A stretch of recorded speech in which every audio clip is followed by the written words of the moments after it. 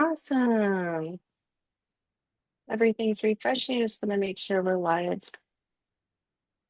online.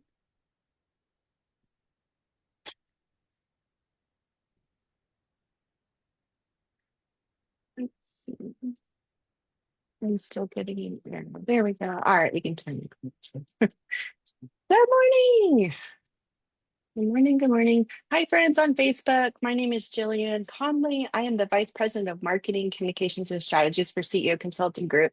I'm here with Chloe, our project manager and assistant marketing director, who is going to stay off camera today to be a helping support to us. And then we're here to interview Miss Linda Boosinger, our Queen of Sales. Yes. The Queen of Sales. So if you haven't had a chance to meet Linda, we're going to give her a chance to introduce herself and tell you a little bit about who she is and what she does. But just a quick highlights. Linda and Tina are sisters. So if you can't tell, they basically look the same. Very small differences, of course, but they are sisters, and both of them are serial entrepreneurs. So there's a lot of wisdom here to be had, and we want to find all the wisdom. This month in September, we were not on last week because of the holiday, and I apologize for the delay today. I'm having tech problems. All of my tech has decided to unsubscribe for Monday. So I've been bouncing around trying to fix that, and Linda's been hanging out with me. So thank you for being patient. Today and this month, we are going to be interviewing several friends, and we are going to be talking about the different components of sales and hopefully giving you guys some insight on how to use sales in a way that's going to fuel your business forward versus exacerbating your energy and making you spiral in mud and not achieve anything. So we're hoping to be real strategic and make sure that you guys have all the details that you need. Before we do that, though, I understand, Linda, in your business, I want you to tell us a little bit about your business, but I also want you to talk about your boss action plan, and give us an understanding of what that is and how you build those strategies out with your clients. So, Linda, the floor is yours. Tell us about yourself. Hi. Yeah, Linda Boosinger, of course. Yeah, well, I own multiple businesses, as you know, but the one that I focus on the most is my renovation and design business. And I do restoration design and renovation design. So my business, like my URL, is myrdpros.com. That way the R can work in either way. And that was something I did years ago that really helped with my sales because I can sort of pivot that in Mhm. one direction or another. Um, but yeah, so I have something called the Boss Action Plan, which is a sales strategy session that I do with people. I do some of it with I can do any businesses. But in my renovation business, been doing this for 30 years, right? Mhm. So I have all aspects of sales from that. I owned a event planning business for 20 years, wedding planning business. I owned an Airbnb, I owned a bed and breakfast. I've kind of done it all, bought it, created it, sold it. Mhm. So all aspects of that.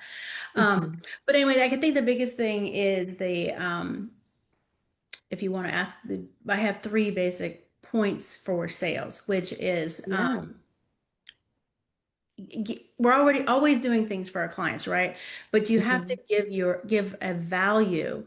What are you giving away that you're not charging for? Look at each Mhm. section of your packages of what your service is or what your product is, and Mhm. point out the extras that you do. Meaning you can. I was working with someone who was doing some packages and she realized in our talking that, oh my gosh, I give this away to my client all the time. And I said, right, but give it a value in your mind, give it a value Mhm. on paper, point out the extras that you do to yourself first in laying everything out.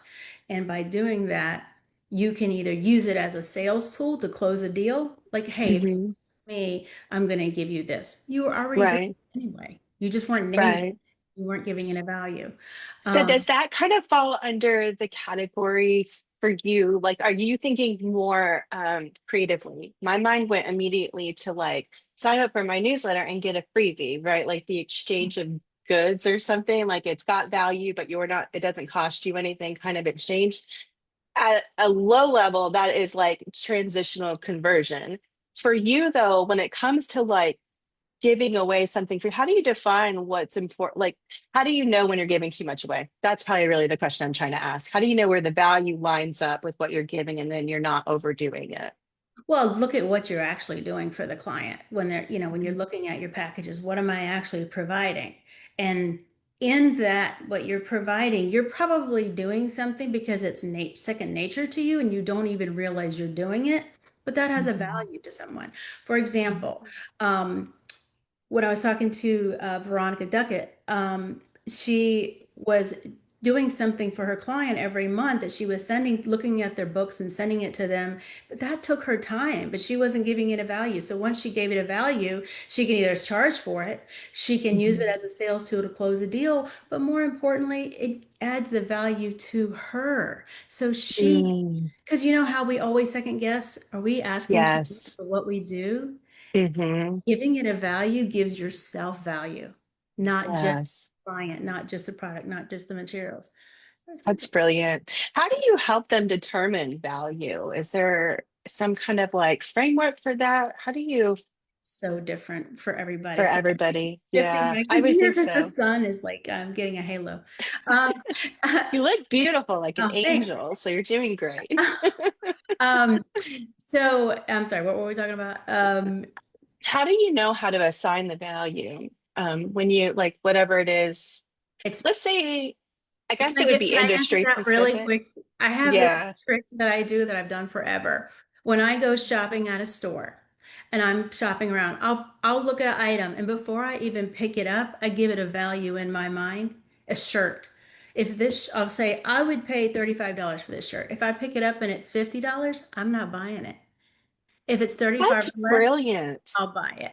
And I do that with everything. And it's the same thing when you're looking at your packages. Would I do this for 1,500 bucks? Would I do this for 400 bucks? You're going Mhm. to find your answer when you start asking yourself. Wow. I love that. That is brilliant. That probably helps prevent you from buying miscellaneously a bunch of stuff you don't need to. Absolutely. Exactly. Exactly. Yeah, that's just one of my many tricks. Love The that. perks of being 58 and living, three lives in one. So, and I'll go on to the next one because it kind of all Yeah, tell ties me. together. So a couple of years ago, I've been doing this for 30 years. Every time I sat down, I wrote a contract to this client. So many hours you get. This is what we do. This is blah, blah, blah, and I was just like, okay, it's so time consuming. So last year I just said, okay, for 6 months, I sat down and I dissected everything that I do, everything that I Hmm. like to do, everything that I'm really good at, or everything that Hmm. somebody else can do. I broke them into 4 packages. So for my Hmm. renovation design business, I make it super easy. For 1750, it's the cheapest package I have. It's called the pre-planning Hmm. package. It means that I help you figure out why am I doing this? What's my ROI? Am I moving in 3 years? Hmm. How much is the kitchen going to cost? Creating a budget. And by doing that, and then the second one is what I call the handshake package. Hmm. It's like I'm helping you figure out why you're doing it and if you can afford it, but I'm also introducing you to those people. I'm saying, here's your design, Right. here's your architect, here's your whatever, Hmm. that package. And then the next package is I'm your project management person. So I'm with you through Hmm. the whole thing, right? And it took a long time because I had to say, okay, this belongs in this package, this belongs in that package. Right. And by doing that Mm. process, I really understood what the value is. Hmm. Fourth package is like you are in a flood zone or, it's historic or Hmm. there's zoning or whatever. Right. Those are my 4 packages. That's it. Because Right. before we were always just like, okay, what's your problem? Let me create a package to fix your problems, to create your. Right. So here's the magic of that. Hmm. All of those packages live on my website. I'm just Right. sending people to my website, which helps my website, but also Right. my packages are very clear on what I sell. And Right. on there, they can click it and then they can put it in their cart. Hmm. They understand exactly what they're getting. I don't have to write a Right. contract because right on my products and services, it says by signing this and by making this payment, you're agreeing to these terms. Right. Write anything. And here's the third piece of this is add-ons. The number one way for you to make money is add-ons, right? Hmm. So if That's this so good. your other things. So you were talking Mhm. about, so when, let's say they pick it, the second package that I have, the handshake package, basically. Mhm. When they get to the end, they put it in their cart, and before they check out, I have a list of like 6 add-ons. Do you want me to review your contracts? Do you want me to look at all the contracts that you have? Do you want me Mhm. to, interior designing or something like that? So they Mhm. can go through and they can click, click, click, and they can Mhm. add those things at the cart at the last minute. Well, I call it the candy bar effect. You're standing in line at Yeah. the grocery store, you're waiting to check out, I haven't had Mhm. whatever. It's the same thing. And that's where Mhm. the money is, right? That's why they put Yes. crap at the cash register, point of I sale. love that. Sure, Oh there's a yeah. point. Mm-hmm. But anyway, so that kind of answers your question, I think. Yeah, definitely. And for anyone who's not familiar with point of sale cash register sales, the average cash register sales of like candy bars, chips, like the sweets that people put on there, it's somewhere like it represents something like I think it was like 37%. Their It's business. like it's massive. It's like somewhere in the 30% of their business. And you're like, wait a second. Like when you consider growing grocery shopping, they count you as a basket size. Coming as a Whole Foods Market person, I can tell you you are a basket size when you walk in. And the average basket size at Whole Foods Market was somewhere around $33.36. Mm, But if we wanted to fix that problem, we would reorder all of our customer service stuff, all the dump-ins, all of the things, all the candies, all of that. We would change it up. So whenever we felt like sales weren't working, that's where we went first, not the back of the store. We went right there where everybody was like impulse grabbing as right. they're checking out. And that works so well. So we would cross merchandise and bring things over from different departments in those areas. And the psychology behind that is simple. It's just it's in sight, therefore in mind, and what's an extra $3.57, right? Like you don't Right. really ever think about it. Well, and So that brings imagine that on a bigger scale, right? exactly, exactly. And also, Yeah, um, the other main thing that I learned a long time ago is it's a heck of a lot easier to upsell the person that's in front of you to spend all the money to market to somebody new. So look at the clients that absolutely. you're already servicing. What else can Hmm. you do? And this is important. Stay in your wheelhouse, right? Stay in what you Hmm. do, what you already are doing, or what you could do Hmm. easily, and upsell the client that's in front of you. Yes, You I think, love okay, that. that client is, they are just package B, done. Hmm. No, they may still need something else that you don't even know. So Right. to them, ask them what their pain points are. Hmm.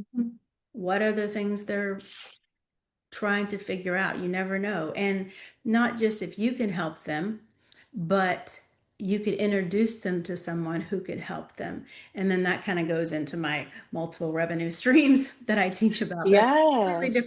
different Facebook call. Yeah, I love that. So, is in all of those steps, the three steps you just shared, how is that correlated to the boss action plan? Is that what you're walking your clients through? They go through each of those steps, you bring clarity. That's brilliant. I love that.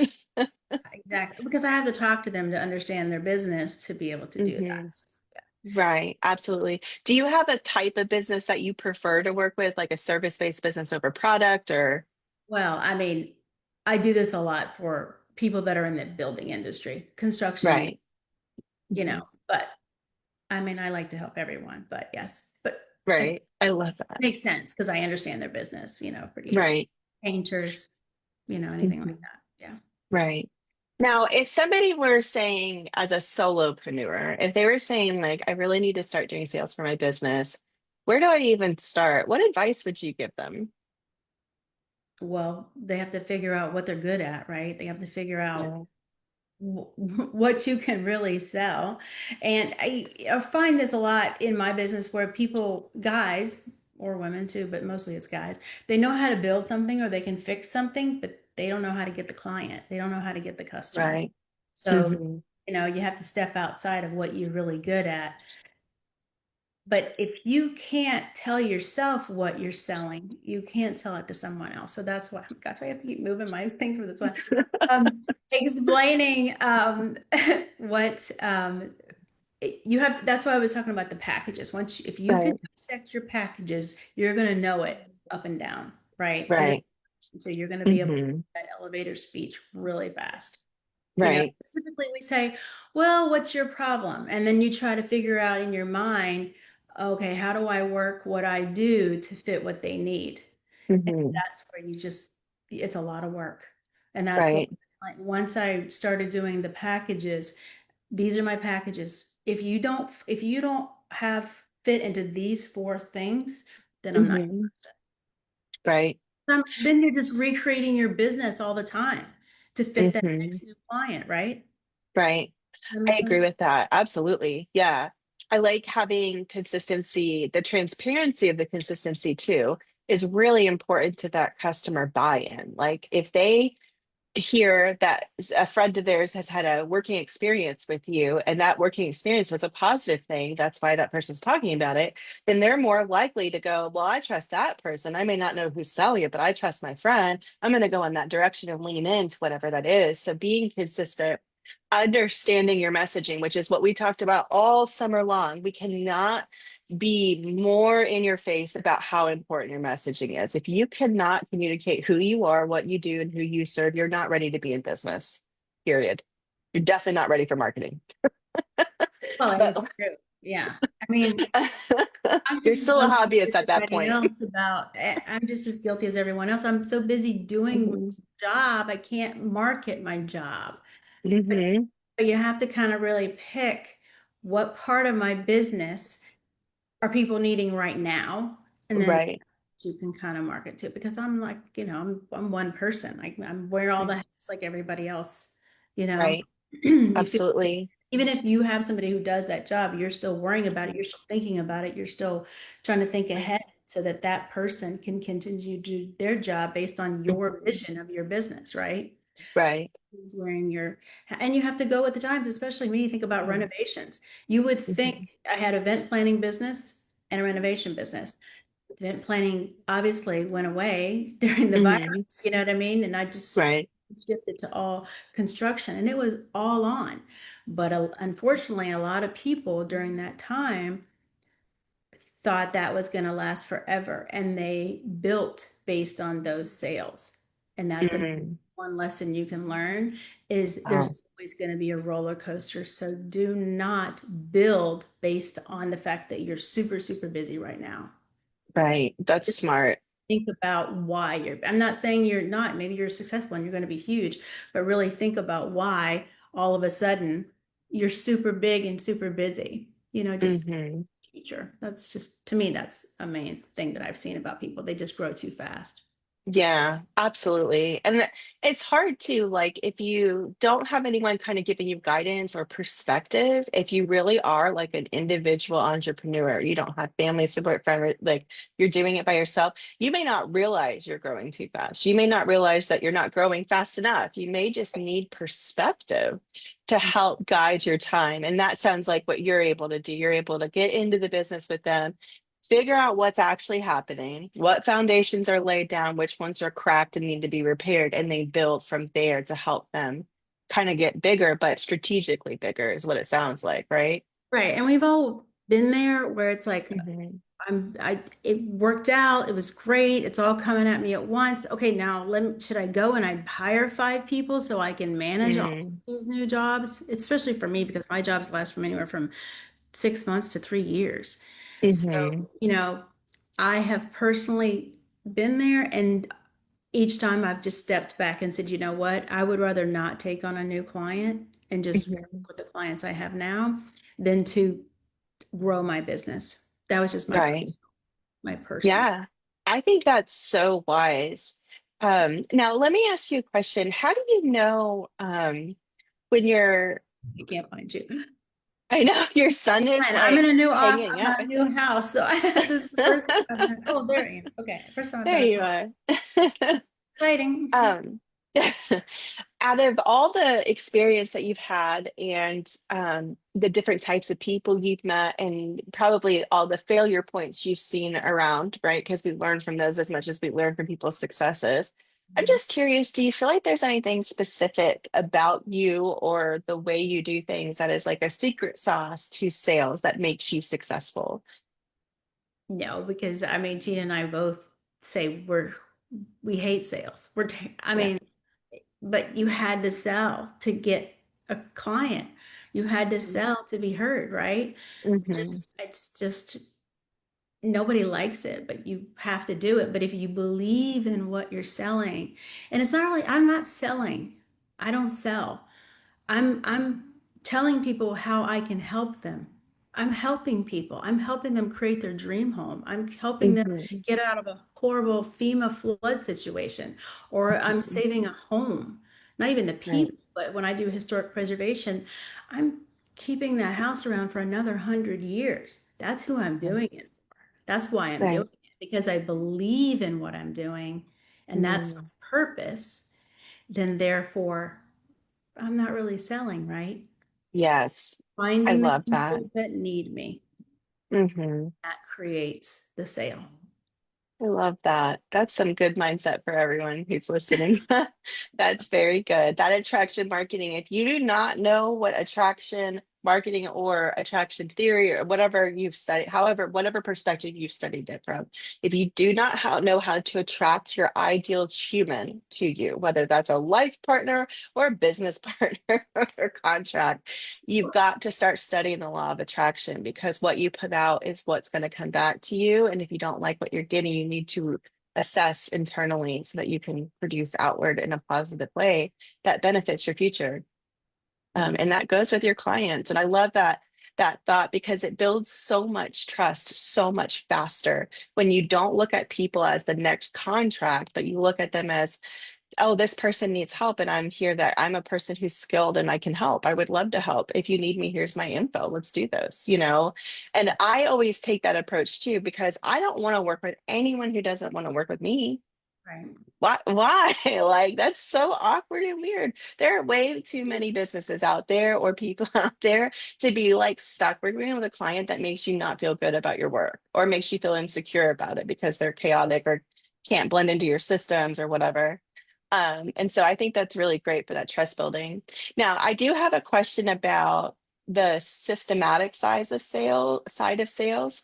Is there any kind of like metric or tracking process or a software that you use that helps you gain either however you view your sales week over week, month over month, year over year, that helps you gain perspective over when you should start ramping up versus being more in your business, I guess? So, like, do you have anything that helps give you guidance so that you have that wisdom? Where do you look for that? Or is it intuitive for you? Well, do you want the honest answer? I do. Yeah. So I have a business that I think Tina calls lifestyle. Okay. I forgot what it's called. She'll tell you, but Uh-huh. I make enough money to do what I want to do.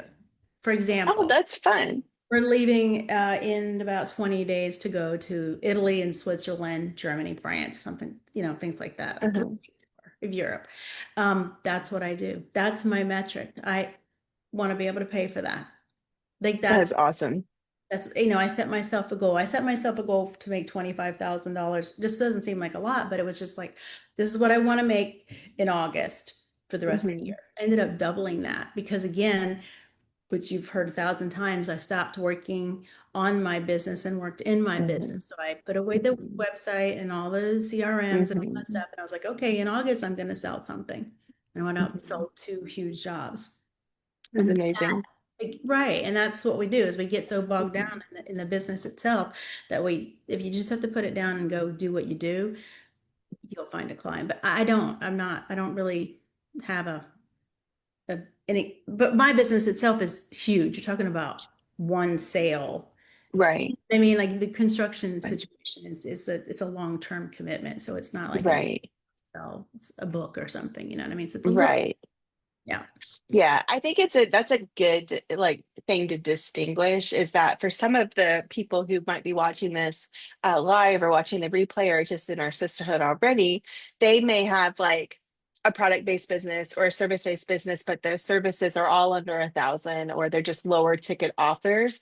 That doesn't change the concept and framework, but it does change the amount you would have to do to achieve those same numbers, right? So there's obviously going to be a different type of hustle or a different type of like systematic organization that you're going to need to achieve those higher numbers if you sell a lower ticket offer, but it doesn't devalue it by any stretch of the imagination. You can Set a have, goal. I think you right. set the goal, monthly, quarterly, whatever. It just makes you focus on the sales and take Yes. off of the creating the business itself, which is what we're always doing, right? Yeah, absolutely. I love that. So, Linda, we're going to wrap up here. I want to give one announcement really fast, but before I do, is there anything else you'd like to share? No, that's it. That's it. All right. Well, thank you, Linda, for joining us. Anyone who's watching us live, or if you're going to watch the replay, sorry again for the delayed start. We're grateful for you to watch. We do have an announcement today. Starting this week on Wednesday, we are adding another morning talk show to our mix on social media. So we are going to be talking about like the whole woman Wednesday business, all the things business. So if you are around and you like watching Marketing Mondays with us on Mondays at 9 a.m., please join us on Wednesdays at 9 a.m. starting this week, and we will have a special guest on with us, and we'll share more of that on social media later. So if you haven't done that, and the other thing I want to say is it is the season for Summit. So if you have not got your Women's CEO Summit ticket, I highly recommend you do. We have a lot of really good speakers. We have a lot of empowering conversations to have and take place on that day. It's Friday, September 26th, and we're in our final 2-week countdown for ticket sales. So please hop online, buy your tickets, come join us, sit with us, hang out with Linda, hang out with me. Jillian, can I just recap real quick? My three, Yeah, I just want to remind everybody to number yeah. one, value what you give, Mhm. package it, right? And then your add-on is your boost sales to I boost. love that. That's so brilliant. If you all have any questions, feel free to tag Linda in the comments. You can see your comments if you want to tag. And yeah, thank you for joining us, Linda. This was great. I appreciate you so much. Absolutely. Thanks. All Bye. right, awesome. Bye, friends. We'll see you Wednesday, 9 a.m.